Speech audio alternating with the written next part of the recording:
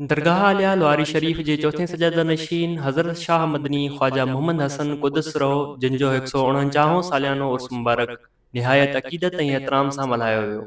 उर्स मुबारक जी मुख्य तक़रीब दरगाह आलिया लवारी शरीफ़ जे मौजूदा सजादा नशीन हज़रत क़िबला पीर मोहम्मद सादिक़ कुरैशी नक्शबंदी जिन तरफ़ां दरगाह आलिया लवारी शरीफ़ ते थी गुज़री, जंहिंमें लारी शरीफ़ खां सवाइ बदीन, तराई, ख़ानसाब अब्दुर्रहमान, रोशनाबाद, तलहार, ॻोठ बानोपोरे जो, नूर मोहम्मदपोरे जो ऐं ॿियनि इलाइक़नि मां मुरीदनि ऐं अक़ीदतमंदनि वॾी तइदाद में शिरकत कई।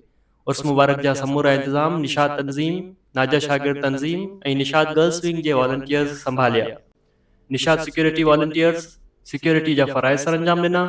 उन मौक़े ते क़ौम ऐं पाक फ़ौज लाइ ख़ुसूसी दुआऊं पिणु घुरियूं वयूं। ॿिए तरफ़ दरगाह आलिया लवारी शरीफ़ जे चौथे सजादा नशीन हज़रत शाह मदनी ख़्वाजा मोहम्मद हसन क़ुदस रहो जिन जो 149 सालियानो उर्स मुबारक दरगाह शरीफ़ हज़रत काज़ी अहमद रह, इस्लाम क्लब कराची, हैदराबाद, सांगड़, लाड़काणो, कंभर शिदात कोट, दादू सीता, गंदाखा बलूचिस्तान ऐं ॿियनि हंधनि ते पिणु मल्हायो वियो।